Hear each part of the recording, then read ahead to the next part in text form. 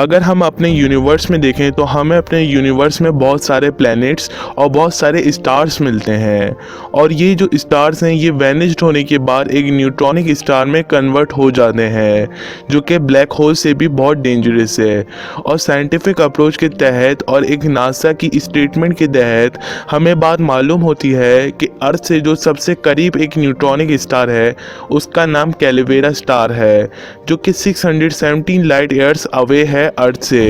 लेकिन अगर हम इस न्यूट्रॉनिक स्टार का एक पार्ट जो कि एक शुगर क्यूब के बराबर होगा, अगर हम इस पार्ट को अर्थ से कोलैप्स करा दें तो इसका अर्थ पर क्या अफेक्ट पड़ेगा,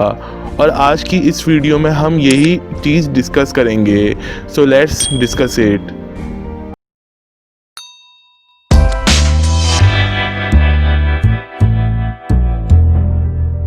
अगर हम किसी भी स्टार की लाइफ एक्सपेक्टेंसी को बयान करें तो इसको डिस्क्राइब करना बहुत ही मुश्किल है, क्योंकि स्टार जो है वो एक फ्रैगल बैलेंस पे डिपेंड करता है, और ये फ्रैगल बैलेंस जो है वो फ्यूजन रिएक्शन और ग्रेविटी के दरमियान होता है। अगर इन दोनों में से कोई भी एक ख़त्म हो जाए तो स्टार जो है वो वैनिश हो जाता है। अगर हम इस फ्यूजन रिएक्शन को डिस्क्राइब करें तो इनमें 7 मेन एलिमेंट्स आते हैं जिनके दरमियान फ्यूजन रिएक्शन होता है। फर्स्ट पे जो फ्यूजन रिएक्शन होता है वो हाइड्रोजन और हीलियम की वजह से होता है, और इस बड़े फ्यूजन रिएक्शन की वजह से शॉर्ट फ्यूजन रिएक्शन जो है वो शुरू हो जाते हैं, और इन दोनों फ्यूजन रिएक्शन की वजह से कार्बन, नियॉन और ऑक्सीजन क्रिएट होते हैं, और फिर इन तीनों के दरमियान फ्यूजन रिएक्शन क्रिएट होता है, और फिर इसके बाद आखिर में सिलिकॉन और आयरन क्रिएट होते हैं। लेकिन अगर ये फ्यूजन रिएक्शन ख़त्म हो जाता है तो प्रोटॉन और इलेक्ट्रॉन अपने आप को ग्रेविटी की तरफ प्रोपेल करते हैं, और न्यूट्रॉन जो है वो सारे एटम्स के शेल से निकल कर स्टार के आउटर मोस्ट लेयर की तरफ चले जाता है, और ये अपने आप को स्टार के आउटर मोस्ट शेल की तरफ प्रोपेल कर लेता है, जिसकी वजह से एक बहुत ही बड़ा रेडिएशन का प्रेशर क्रिएट होता है और एक सुपरनोवा एक्सप्लोजन क्रिएट हो जाता है। और इस पूरे प्रोसेस को कैटास्ट्रोफिक कोलैप्स भी कहते हैं। और इस पूरे प्रोसेस के होने के बाद एक न्यूट्रॉनिक स्टार क्रिएट होता है। अगर हम प्रेजेंट में देखें तो हमें प्रेजेंट में अर्थ से 617 लाइट ईयर्स दूर एक न्यूट्रॉन स्टार मिलता है जिसका नाम कैलिवेरा स्टार है। अगर हम इसकी प्रॉपर्टीज़ को देखें तो इसका जो साइज़ है वो 500 मिलियन टाइम्स सन से स्मॉलर है और मून से 100 मिलियन टाइम्स स्मॉलर है। लेकिन अगर हम इस स्टार से एक पार्ट जो कि शुगर क्यूब के बराबर होगा वो अर्थ से कोलैप्स करा दें तो इससे अर्थ पे क्या अफेक्ट पड़ेगा।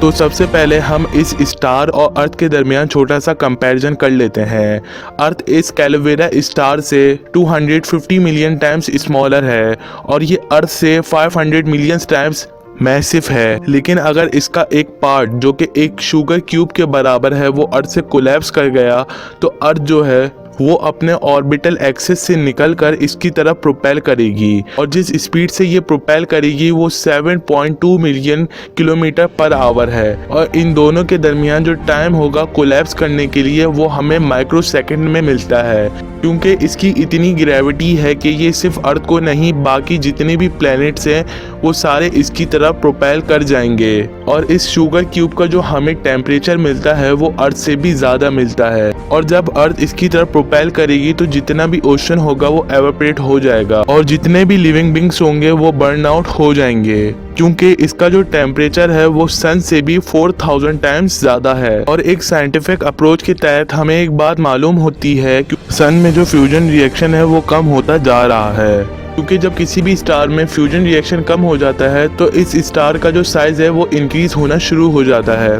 और एक साइंटिफिक अप्रोच के तहत हमें यही बात मालूम होती है कि सन का जो साइज़ है वो 20th सेंचुरी में इंक्रीज़ हुआ है। और नासा के तहत अभी तक हमने बहुत सारे न्यूट्रॉनिक स्टार डिस्कवर कर लिए हैं, लेकिन अर्थ से जो सबसे करीब स्टार है उसका नाम है कैलिवेरा स्टार, जो कि 617 लाइट ईयर्स अवे है, और इसी की वजह से इसको ब्लैक होल से भी ज़्यादा डेंजरस माना जाता है।